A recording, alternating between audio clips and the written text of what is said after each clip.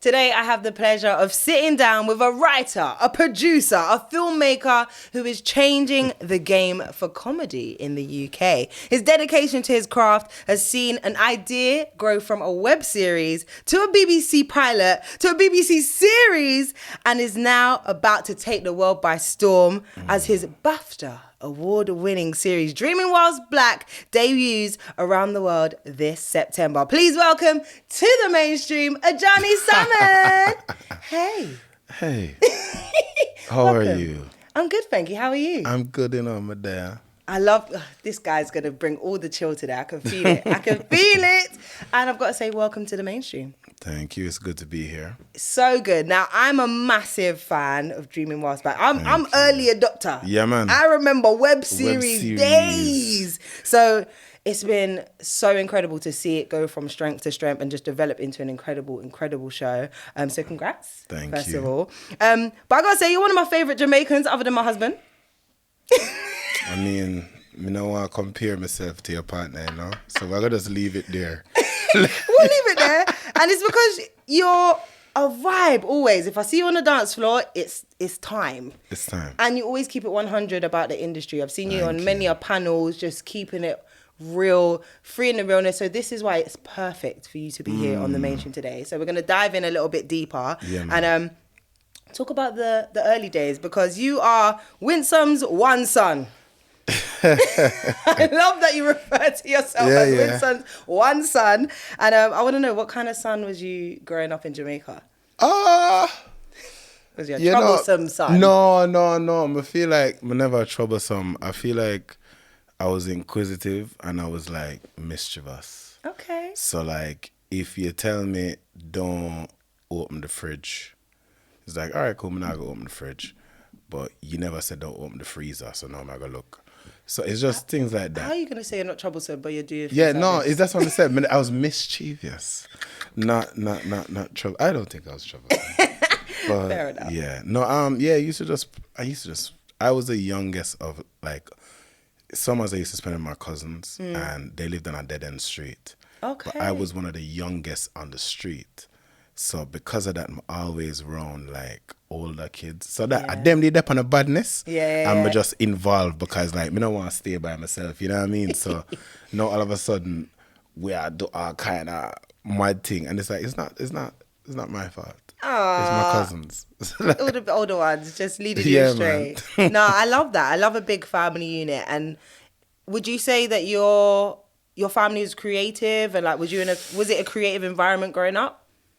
It's funny because my uncle is a leisure singer. So what's a leisure singer? Well, like him have a proper job and thing, like him have a businessman and thing. Okay. But you know what I mean? You see, if you have like a wedding or like a 60+ birthday or like a funeral or something, okay, he's the guy. Right. He's the guy. You know what I'm saying? So, and he was a singer when he was like 19, 20, but lifestyle life, and it's England and Babylon, so you get a real job. So not blaming Babylon. Yeah, I'm just saying. But he was he's incredibly creative. I think my family is a big art taste family. Okay. So me I got jazz and blues first. I went someone's son. Me I got jazz and blues first from about 7 years old. Should I just literally carry me go roll out the blanket, and I meet that, and she'll watch show. She'll make up a name for it. She call it reggae bed. Where should I get? Because she wanted to go out. So should I get like a red stripe? Because them time the red stripe crates was like cardboard boxes. Yeah. So should I call it a reggae bed? So should I go like to the back and get some like red stripe boxes and then like kind of pad them up and then put like a towel on top of it or a blanket, and then that's me on the reggae bed. Well, she enjoyed the show. So from about 7, I go like Jazz and Blues Fest. I go Some Fest. I'm going to like poetry readings, book readings, theater. We never want to go them together. Obviously, we just want to play a game or whatever. But she would bring me to all these art spaces. So I guess from early on, I've always been like exposed to art. Definitely. That reminds me, there was a meme I saw recently of when the kids are upstairs at a house party sleeping on the sofa, Yeah. but it's the same sofa, not the sofa, the bed where all the jackets go. Yeah, you yeah, hear the yeah, bass yeah. thumping in the Yeah, back. that was, yeah. My mother just decided, look, she'll live her life, and basically wherever she go, make her just go. Yeah. So subsequently, sleep. no, I can't sleep anywhere. Like, if I'm tired, in a matter of where, if I want club, like, me drop asleep, a strip club, I agree. Just I sit down, just lean up. That's me. Fair enough. She trained you well. Change. No, I love that. Well, definitely sounds like you was immersed in so much amazing For sure. art and culture, like you said. But it surprised me when I realized you didn't actually study anything that art-based at the beginning, because you studied architecture at university, first of all. Yeah. So you did that, but then ended up in the creative industry doing film, directing, all that kind of Yeah. stuff. But how did architecture even get in this mix? I mean, I don't know. I used to like Lego. I don't know. No, It's, you know, can't that compare deep. architecture to Lego. No, but yo, you know what Jamaica got already? Like, by third form, so that's like 14 is careers day, and you're supposed to. It's funny because even my school is like, them have the doctor, the lawyer, the engineer. Then bring a police, but really them only bring a police because it's like a government school, so you have to bring a civil servant. But they don't want nobody listen to the police, really. Like, you know what I mean? So it's doctor, lawyer, engineer. Yeah, me never want to really do them things. And to be fair, architecture is more creative than you think. Oh, okay, fair Because enough. it's design, right? You have to design. Fair. It's just that most of England building them ugly, but that are England fault. That are not really like architecture fault. You know what I'm saying? Understandable. So, but yeah, architecture just felt like the most interesting thing. I could still study art. I could still study geography, and you know, just them kind of creative things, TD and that stuff. So, yeah, that's how I end up in architecture, which I did like, to be fair. But Yeah. that's where I learned how to design, actually. Okay. So I would say that architecture, throughout the architecture degree, you have to learn photography. You have to learn like model making, drawing, painting, all of that stuff. So all my kind of like visual arts skills came to use in architecture school. Okay. And subsequently, my mother ended up buying me a camera in my final year for because we would go on school trips and stuff, and we'd have to do surveys. Yeah. Oh gosh. Yeah. So she ended up buying me a camera that could record video. Love that. At the same time. So that was kind of the first exposure to like that images. unlocked a whole new world. Yeah. So, and then to be honest, I was still working in it until like the summer when I go back to Jamaica and there work, and my older cousin, same one with their bad behavior, which me follow. I'm talking to you. Like, he came to Jamaica one summer, and he was doing film. He was studying film here. Okay. So I was just driving him around, like, you know, me I drive him go film shoot, or him say, yo, I want to take photo shoot, I want beach or something, me I drive him go. But, you know, me there I follow him to the shoot, and, you know, like a big girl man a par with dog, I mean, say, yo, like, this, yeah man, me drive you around, you know what I'm saying? This is a nice little lifestyle here. But then it was just like, oh, yo, like, I have this idea. And it was just his sketch. And he was like, oh, yeah, cool, make a film it. Film it, edit it up. And I was like, oh, mad, yo, I have a next idea. Okay. And I just literally, we spent the whole summer, like every week, we would release a sketch on Vimeo and like promote it on Facebook. Wait, and every shit. week? Every week. We did 13 episodes every week. That's sick. So basically the whole summer, we just dropped Oh my God. a thing. Like it became a whole thing where we just dropped sketches every week. So we did that the whole summer, and when he left, that got somebody from Smirnoff saw the videos. No way. Yeah. So somebody from Smirnoff saw the videos and was like, reach out to like my other cousin and was like, yo, like, my sister, you're connected to you keep promoting these videos, who will do it? And she's like, oh, yo, my little cousin. I was like, yo, like, you can do something for Smirnoff? We do an online campaign. Them time that, no, all me used to do is come up with an idea, and then I would be in it because we don't know nobody. So saving the budget. Yeah, you know what I mean? So, but obviously, me never know film or nothing. I actually didn't know how to film. But I was like, yeah, man, me do it, man, me do it. I'm going to just Skype him and say, yo, brother, like, you have to teach me how to use the camera by next week because I must film a Smirnoff campaign. So your cousin had left. Yeah, so you were just left to. Gone. My gosh. Literally, we filmed the thing. Literally, we filmed the thing. We end up use 2 camera, so I end up get my brethren who they are the serving for come. I'm literally telling him, I say, yo, dad, I know if you use camera. And I was like, listen, just look through the lens, see, look through the viewfinder, and if you don't look like TV, it wrong. That's a good tip. so just don't keep, make sense. Yeah, just keep aim it till it look like it makes sense.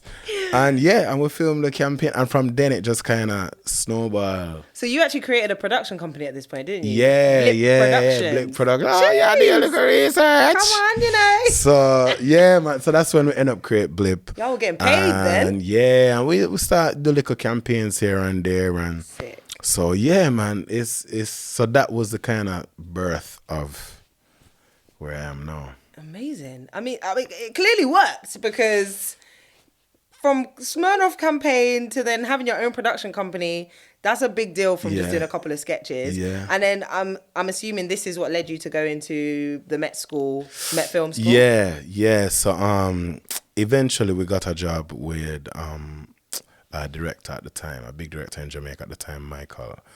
And so we were kind of working under him and doing like big jobs now, but through his company. Amazing.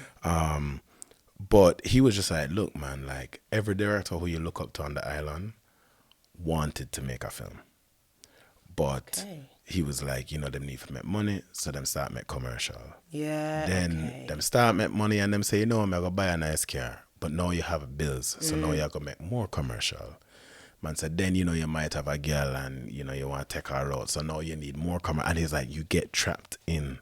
He's like, look, I would love to make films. Yeah. But me have woman, pitney, bill, I have a company, I pay you lot. Oh my God. So he's like, so I can't just leave and make a film. Yeah. So he's like, actually, if you really want to do this film thing, try to do it before you have any expenses at all. Wow. That's so serious advice. Yeah. So I was just like, all right, cool. I mean, if this man literally I tell me basically leave him, I'm like, cool. So I literally start look up film schools and stuff, and that's when I came back to England to study film.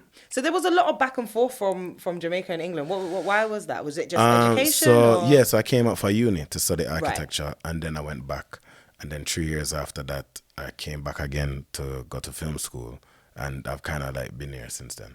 Okay. Would you say that? Like, what's the creative opportunities like in Jamaica? Because it sounds like you're doing amazing. Obviously, he's advising you to look for other options. But, like, weren't the prospects... Didn't you see it going any further in Jamaica? So, it's not about seeing it go further, It's about what type of content that's made in Jamaica. So, again, commercials, because it's one of the hubs of the Caribbean. Yeah, so even with Caribbean campaigns, it's Jamaica them come grew up. Yeah. Which is great, but that's commercials. Yeah. Or like music videos. Again, obviously, most of the artists them are yard artists. So again, that would be great. But in terms of TV and film, enough people have shoot at Jamaica, but nothing is birthed from Jamaica. Okay. So like realistically, like what the last Jamaican movie where you watch? Let me just look at this Google. Yeah, understand? No, that's the point, right? That's the point. Yeah. Or like, what's the last TV show where what create out of Jamaica? And that was the thing. So I was like, well, yes, I can keep them going this road, and make commercial or make reality TV. Jamaica have every reality TV show possible. Like, trust me, anything you can. DJ, boxing. We have our own model and. Like Project Runway and equivalents. We have our own reality TV, Jamaica reality TV show. Oh, God. I need to tune in, but it sounds good. Listen. but there's that, which you earn great money. But that's not narrative storytelling, which is what I really wanted to try and give myself a shot to. Fair enough. So, yeah, that's why I came back. Well done. I mean, that must have taken a lot of... to especially move completely over to the UK and like leave family behind and leave it could have been a risk. It was a risk. Yeah. It was a risk. And for a very long time, everybody feel like I waste my time. So really? Yeah, I mean, because, like most of the industry it's funny. Nobody talks about money in this industry. Say it again, And 'cause no I one would does. say, even when I started doing like corporate things here and there, it never really, just a pay rent. Just. You know what I'm saying? Enough time I beg auntie, yo, like, you know, I can't give you the money this month, you know, I could sort something out. Yeah. So for a while, I guess, until you take that leap into long form, which is like television or like feature film, Yeah. is a luxurious hand to mouth industry. Yeah, that makes so much sense. So, okay, you're here in the UK. You've joined the Met Film School, which is a very prestigious place. But I'm assuming you're now in a very different world compared to Jamaica. White, middle class world, perhaps. Me? What was your experience like at the Met Film School? I mean, yo, is what it is. You know what I'm saying? Like, I was the only black guy in my year. I assumed. Yeah. And then I made friends with the only black guy at LFS, which was Kobe. Oh my gosh. And then when I was leaving, one black guy came in below me, so then we became friends as well. So there was like a network of like only black film students. Oh my God. I mean, it happens. It's one of those things. We always find each other. Yeah. We gravitate to each other, and automatically it's like, I got you, bro. But it never ever really think about it. It's funny, because I know we just gravitate. Because I never really come here and say, I look for black people. Yeah, of course. But we're just magnetic. We're just finding each other, as you say, you know. Yeah. So, but it was calm. To be honest, I was just because I came here, because that means I started at like 24. Okay. And enough of the people at school were coming straight from uni, so like 21. Yeah. But remember, by this point, I done a work, a parent, me have a car, so like I was living like adult life. Essentially. So by the time I come at film school, I was just like, yo, I'm just there to get this degree in a dog. Like, I really try do up one bag of nonsense, whatever. You know what I mean? Like, yeah, you was there to work. Yeah, I come for do my thing. Yeah. So yeah, it was calm. It was calm for me. That's good. I'm glad. I wanted to make sure that you was all right. You never know. Yeah. But it sounded like it was an amazing opportunity to get work out there, because your graduation film did incredibly well and screened. You ended up screening it at international festivals such as Cannes, Black Star in Philadelphia, and Montreal World as well. Just to name a few. So, what was your game plan at the time? To be honest, so when I think one of the issues with education, I think in general, because it's similar with architecture, is they teach you how to do the profession. Yeah. But they don't necessarily teach you how to exist in the business of that industry. So true. Right? So with film school, you very much get taught how to make a film. Yeah. And it's like, if you make a great film, you'll go to festivals, somehow an agent will magically see you at a festival and you'll pitch your feature film, and that feature film will get picked up, and yay, you're a successful filmmaker. Which very much never happened for nobody, actually, who no one in my year that happened to. Crazy. And even though some of us had some really great work. So I feel like that was I don't want to say a shock, but it was a reality check of like, you can be good and still get nowhere. Yeah. So you really have to be strategic about the industry. So you've made a very good point that they never actually give you the game plan, but you had a great game plan. And I'm really impressed that you was able to get your work out there. But in all fairness, like, what does it take to get a film at these international festivals? Like, are there costs? Are there promotional elements involved? Like, how do you even figure out, like, how can I put my work out there? Like, what did you actually do? Well, to be honest, anybody can submit to film festivals, which is what we did. Amazing. But you don't know, for example, which certain festivals have certain remits or certain things that them like. So if you don't know, you can spend one bag of money and submit to everywhere. Yeah. And 90% of it is no. Oof. When half of them is probably no, because they don't program that type of work anyway. Yeah. But if you don't do your research and find out, then you're not going to really know. So Right. subsequently, but again, me is more a man for just do something and then figure it out. So like, you know what I mean? So I like that, but though. yeah, man, just cool. Dash the money and submit to everywhere and see what can go on, you know. Yeah. But so yeah, that was kind of my strategy. Really, I've always been like, just try everything and see what stick. That's it. So that was that really. Oh, well done again. Well, you definitely tried everything because in 2018, you started your Dreaming Whilst Black journey, which I absolutely love. I genuinely remember the hype around the web series. I remember the trailer. It was you running on the track and it was like up against like, you know, your white counterparts and all that kind of stuff. So we all knew he's going to be talking about the real struggle out here. Like that trailer definitely set the pace, which was beautifully done and beautifully executed because I feel like it was everywhere at that point. So tell us about the birth of the series. Yeah, so the birth of the series was very much, again, now deciding to play the game strategically. You know, again, I had a really good short film. Friends of mine had really good short films. All of us were still just doing nothing, essentially, or trying to get runner jobs and stuff. But at that time, hood documentaries came out. Yes. And kind of became this national. Well, that meme is. Oh still, my gosh, the meme still is, you know lives what I'm saying? rent-free. You know what I mean? So, so him did bus. I was like, okay, cool. Insecure trailer for season 1 they drop around the same time, and I remember Awkward Black Girl, and I was like, raw, like the difference between what she did and this HBO thing is nuts.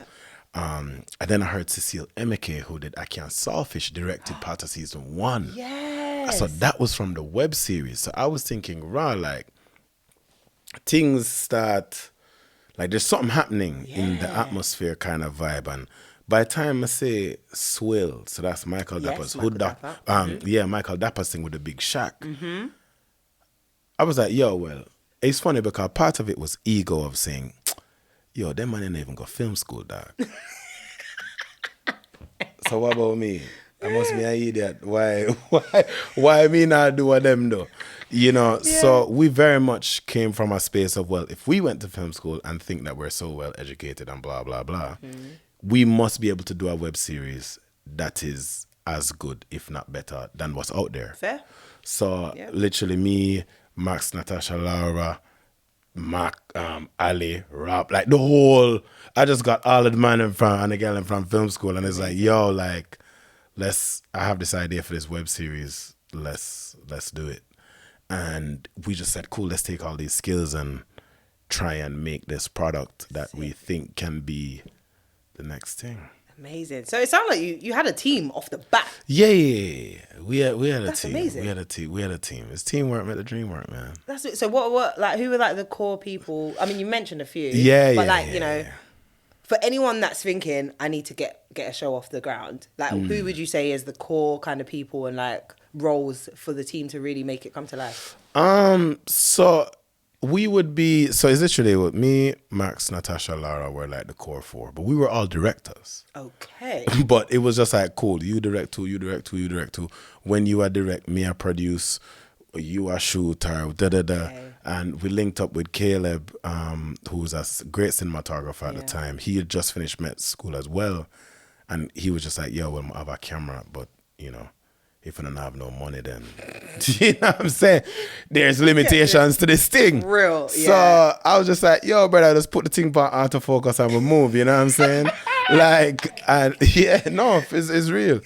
And again, for on a sound man again who was coming up, Julius, who, again, big sound designer now. Love that. But at the time, he was just looking, you know, he's trying to sound short films.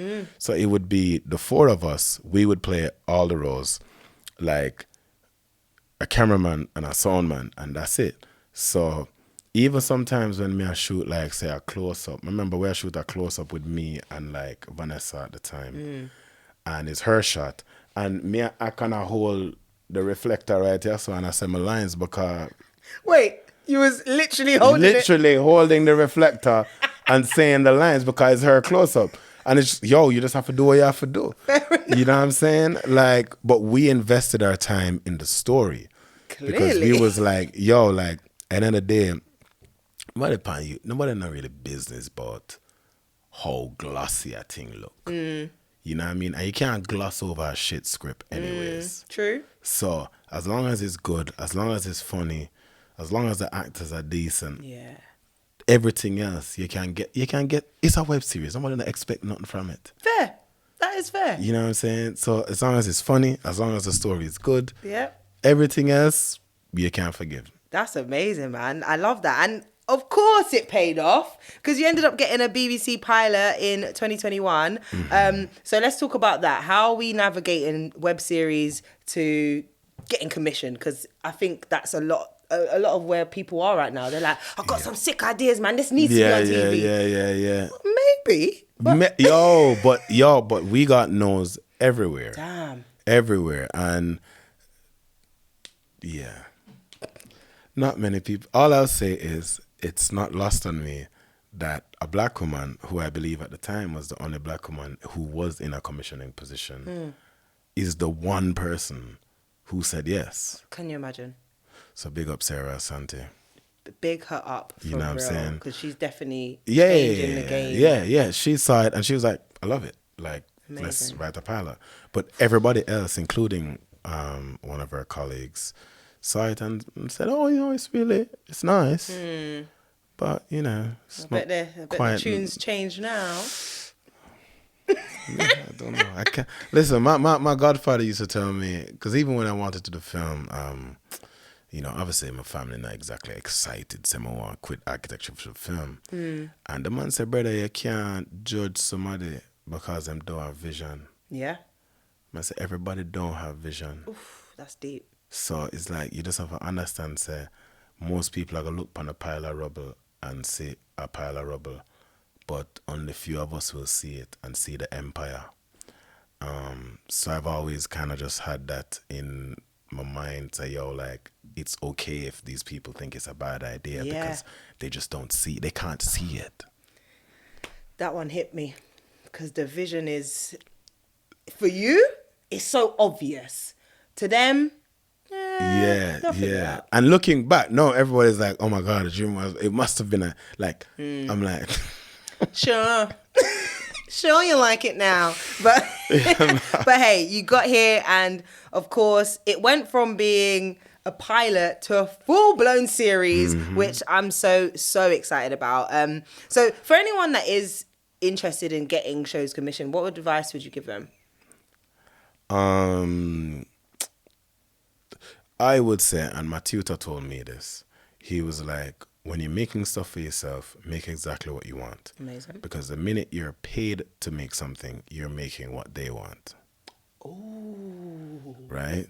But subsequently, the good thing about, the beauty about our situation is that we made what we wanted first, and then BBC wanted what we made. Okay. So even when writing the show, obviously everybody gives notes and everybody has their own opinions on what they think is best. But at the same time, there will be times where we'll be like, well, okay, that's perfectly fine, but like, this is what the show is, and it's not that. Yeah. So that note can't work for me. So good. So I would say people need to definitely, if you can, again, you don't have to, especially now, like when we were doing it, at the time, phones probably couldn't film stuff because the phone quality never reached us. So. Yeah. But even now, like if I was to do it right now, easily, me that take a phone and a mic man and a sound man because the phone quality is good. It's true. I'd say remove the barriers to entry. You know what I'm saying? And equally, another thing my tutor told me, see, I was paying attention. Architecture school, I never listen as much. But film school, worse of my money save and pay for it. Me in every class I listen. So, but he was like, in theory, if you make a film set in your house, Jan Spielberg can make the same film. Fair. In theory. Yeah. It's purely skills are going to dictate who for film better. But the minute you start making some action or genre, zombie thing, the fact that you have 100 million and you have like £2,000 save, you'll expose yourself. 100%. So even in that, I would say make within the means that you have. Okay. You know what I'm saying? So even if you want to make And there are loads of examples like this. Like there's a horror, I don't remember the one. There's a short film horror like Tickle or something like that. Yeah. Where it's set in one room, and this about what's his name's in there? Not Jovan. Purcell's in there. Where it's like there's like a tickle monster. Oh. There's like a tickle monster, and it's a horror film. Yeah. The guy who made his House, the horror film on Netflix, his previous film is set in one room, which looked like somebody's bedroom, probably his bedroom. Okay. But it's called The Tickle Monster. And man dead with him girl, and he's like, him just get tickled. And he's like, yo, like, why you touch me? And she's like, what the fuck you talking about? But I'm like, even he managed to make a horror film. Literally. Set in his one room with not much lighting. I'm like, there's not much lighting in this. Wow. And it looked like him spent all that money upon the one shot at the end where you see because it got better. Where you see the monster. But the rest of it is just suspense. He's building suspense through camera angles and sound design and all of that shit. So I'm like, that don't mean making what you have doesn't mean don't do genre or you don't explore the themes that you want to explore. It just might mean you don't have a car chase. Yeah. Fair. That makes so much sense. That makes so much sense. No, I mean, that's food for thought for a lot of people who are trying to explore other avenues and all that kind of stuff. And it's definitely paid off. You are now an award-winning filmmaker.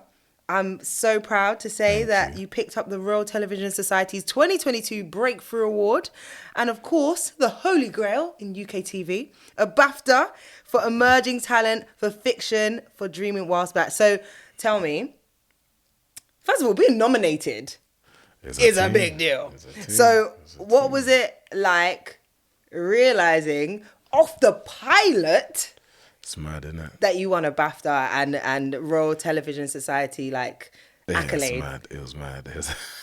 Your speech was sick, by the way, at the BAFTA Awards. Listen, because some people feel like I beg them things in my lad. And I'm like, listen, when I could go up there and come be like, oh my God, thank you so much. It's like, now they give me a microphone, I have something to say. You know what I mean?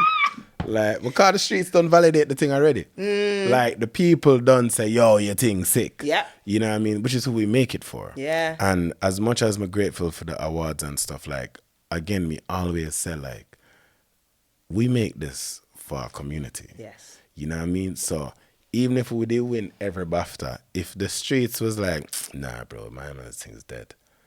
That would have hurt me. That would have really hurt me. Versus the streets lift up the thing properly and but don't win nothing.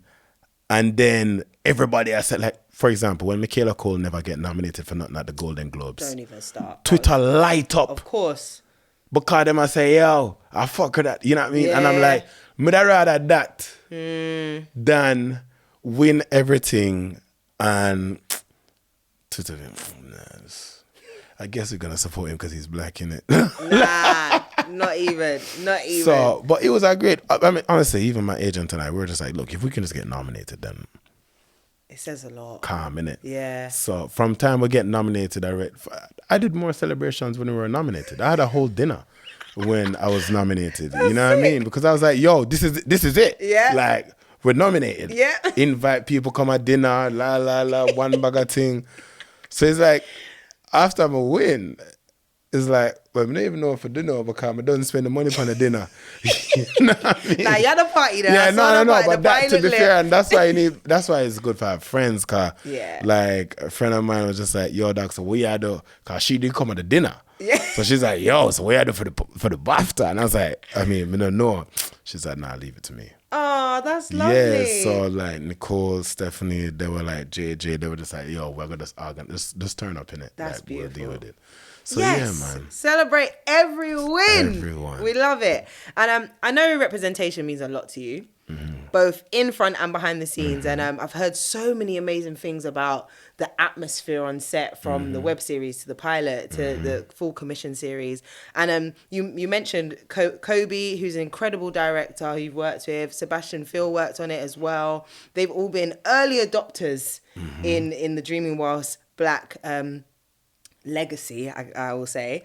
And I think it's important that we continue to see more black producers, directors, makeup artists, stylists. I've heard so many good things about how, not even heard, I saw so many good things on my screen. The hair, the hair was on point. The clothes were on point. The makeup was the right complexion.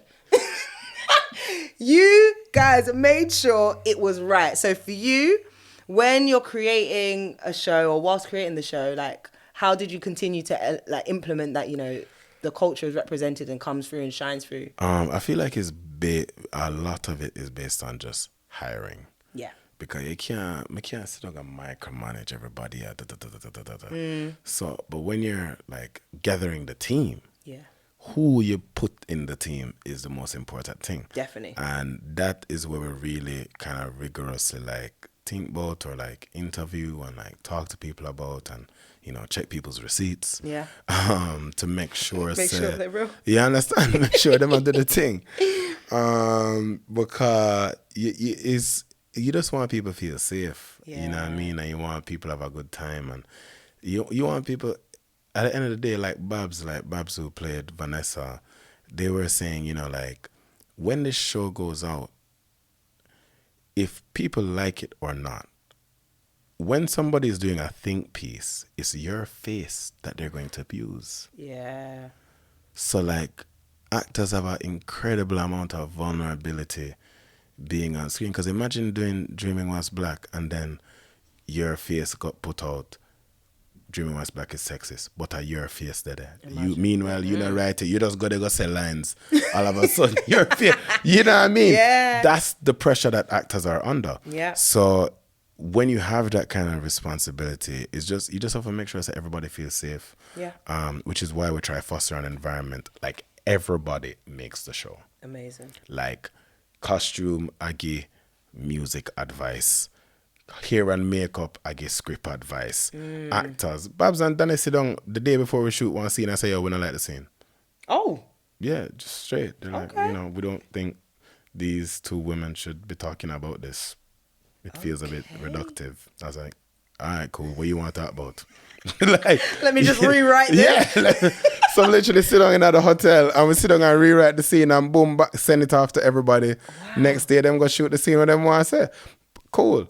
But that way, when you kind of create this environment where everybody has a voice, yes, you get the best product, definitely. right? Because at the end of the day, nobody not, like, me not business, me not precious, me not act like say my worth. Two men, and you hear me to be fair. So 2 men and a woman write the show. But you hear me only write on 2 eps. Okay. So there are 4 eps in which there's no woman perspective. Yeah. So really, I would be arrogant to say, if a woman or a person comes and says, "Look, I don't feel like I would say that," for me to say, "Oh well, I me write it." So, oh well, do your job. So yeah, so we create that environment where everybody's voice is kind of heard or valued, and subsequently, I feel like that helps shape the product because everybody just improves the thing. Amazing. That's so good. So positive as well. And I love that the show it has that mass appeal. Like, so many people are enjoying the concepts, the stories. My favorite episode is episode 3, especially with that dinner. You lot need to watch if you haven't watched it. The splitting of the bill. That was a debate in a lot of people's circles. But no, it's created such a huge appeal, and we're going worldwide now, baby. You have now got an incredible collaboration with A24, who have not only co-produced but also distributing the show around the world. Now, for those of you that don't know, A24 are the incredible production company behind Euphoria, which is one of my favorite shows, the Oscar-winning film Moonlight, and now Dreaming Whilst Black. Not Dreaming Whilst Black. Who knows what will win? I don't know. Come on. So talk about this big link-up. Yo, no, I mean... you can humble You brag, know, it's it's fine. funny because, no. When we got the commission, again, obviously we love and respect everybody at BBC. However, the BBC operates within government restrictions. Of course. And, when we wrote the episodes, we were like, boy, we kind of need more money. And they were like, look, well, we hear that, but like, these are the money. Yeah. But they're like, but feel free to find more money if you okay. can find it. So yeah, so that was when it was like, cool, everybody start now pushing out, and it's like, you know, my agents and stuff start looking for more partners, which we did get quite a few offers after the pilot, you know what I mean? But it's like, it's funny because, you know, when you have like, it's like you can't get Nikes or you can't get Jordans. And A24 was just like the Jordans of the. So we were just like, yo, like, we not even know if these are the best fit, but are the best name brand fit. Fair so enough. we're gonna take the name brand company, which they were, and they've been incredibly supportive throughout the process. And so now we're on CBC in Canada, if you're watching. Or, you know, if you're in Africa, Amazon Prime. Jeez. Or, you know, if you're in America, Showtime, Paramount Plus.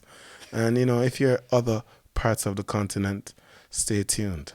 Love that. I love that. Worldwide. So, yeah, man. So it's been good. It's been a good partnership. That's beautiful. That's beautiful. And you've mentioned you have an agent. I do. It sounds like y'all are working. We be working. I love that for you, because not only have you been working on Dreaming Whilst Black, you've also joined the cast of Channel 4's comedy series Chivalry. You did a special festive episode of Doctor Who Eve of the Daleks, which is huge. That is Doctor Who's different levels. Gravy. Different levels.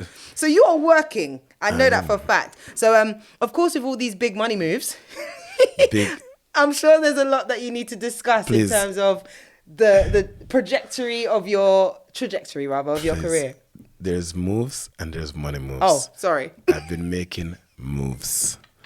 The money moves are coming, bro. The money moves are coming, but so these things that you've just listed are not money moves. See, this is why I love you, because you're like, listen, let's retract that bit. It looked good.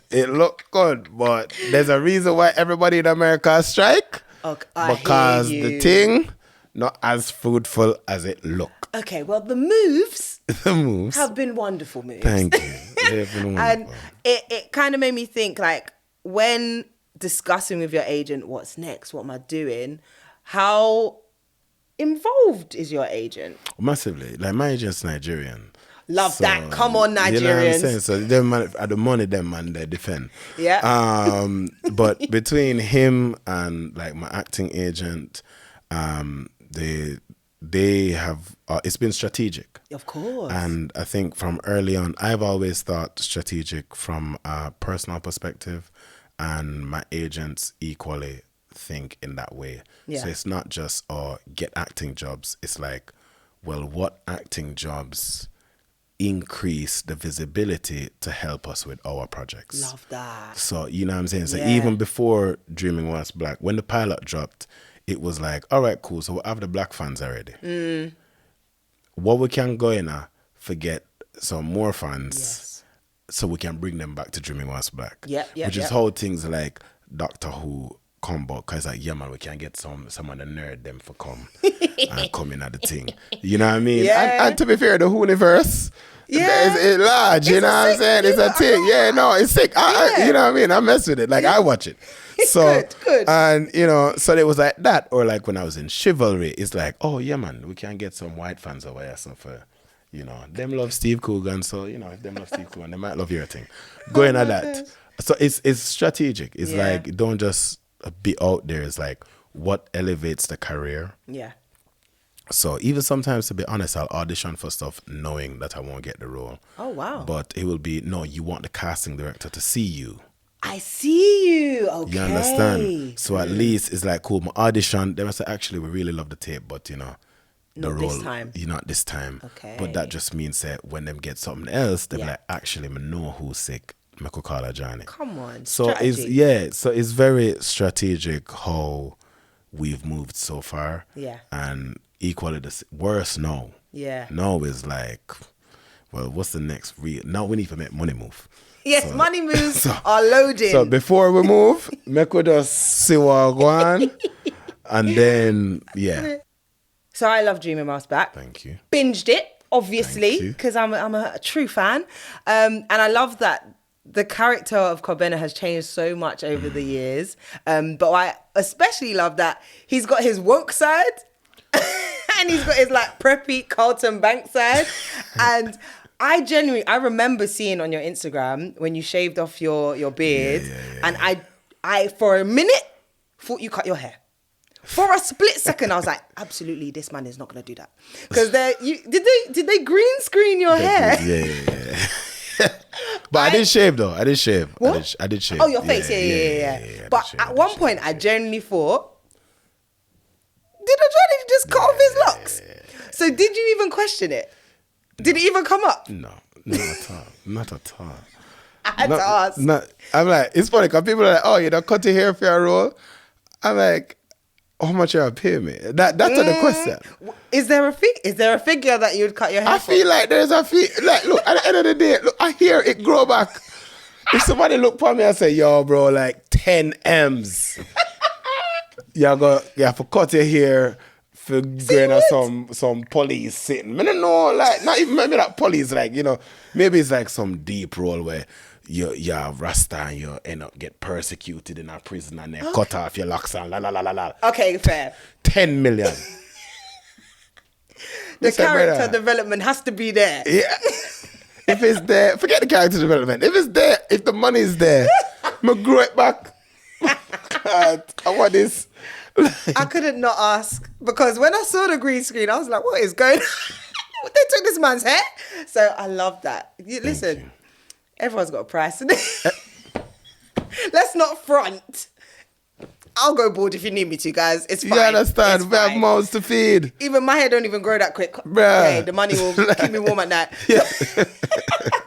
No, I love that. You're such a real one. And yeah, man, you're just genuinely, I'm so happy for everything that you're doing. Thank you. That, you know, I see the passion. I see the love going into everything you're doing. So for anyone that is starting out in the industry, what should they know before they get in? You now come to you for the real talk answers. Me just say focus on your craft. Okay.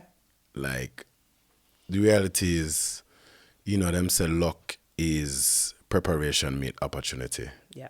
The reality of the matter is, yes, we came out, even though we did get commission before Black Lives Matter, to be fair. Okay.